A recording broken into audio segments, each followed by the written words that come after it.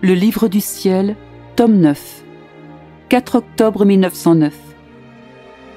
On doit renoncer à ses propres pensées pour faire ce que Jésus veut.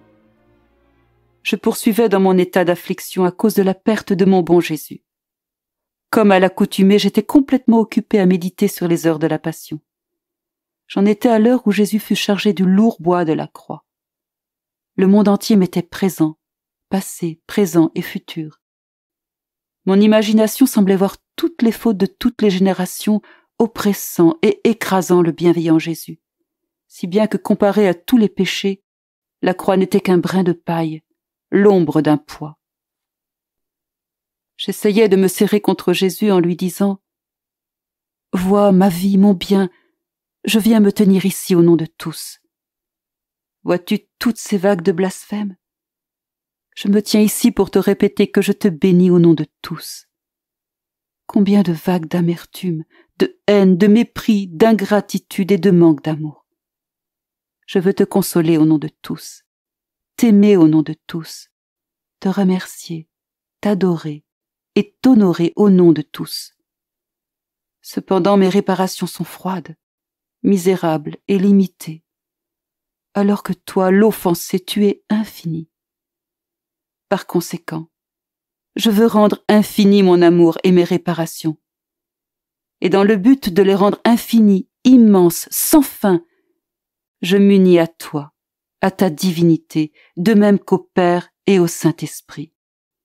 Et je te bénis avec vos propres bénédictions. Je t'aime avec votre propre amour. Je te console avec vos propres douceurs. Je t'honore et t'adore comme vous le faites entre vous, les divines personnes.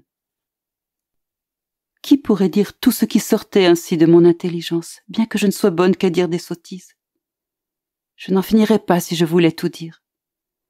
Quand je fais les heures de la Passion, je me sens comme si, avec Jésus, j'embrassais l'immensité de son œuvre. Et au nom de tous, je glorifie Dieu, je répare et implore pour tous. Il m'est difficile de tout dire. Une pensée me vint. Tu penses aux péchés des autres et que dis-tu des tiens? Pense aux tiens et répare pour les tiens. Alors j'ai essayé de penser à mes maux, à mes grandes misères, à mes privations de Jésus causées par mes péchés. Ainsi, distraite des choses habituelles de mon intérieur, je pleurais sur ma grande infortune. Sur ces entrefaites, mon Jésus toujours aimable bougea en moi. Et il me dit d'une voix sensible: veux-tu être l'arbitre de toi-même? Le travail de ton intérieur est le mien, non le tien. Tu n'as qu'à me suivre.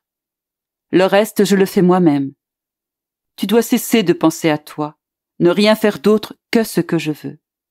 Je m'occuperai moi-même de tes maux et de tes biens.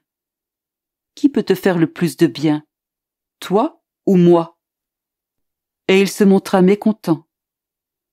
Ainsi je me suis mise à le suivre. Par après, arrivé à un autre point du chemin du calvaire où plus que jamais je pénétrais dans les diverses intentions de Jésus, une pensée me vint. Non seulement tu dois arrêter de penser à te sanctifier, mais aussi arrêter de penser à être sauvé. Ne vois-tu pas que par toi-même tu n'es bonne à rien? Quel bien peux-tu obtenir en faisant cela pour les autres?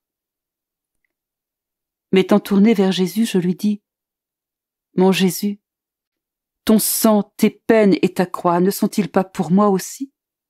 J'ai été tellement méchante que par mes péchés j'ai tout foulé aux pieds, et ainsi tu as tout épuisé pour moi. Mais de grâce, pardonne-moi.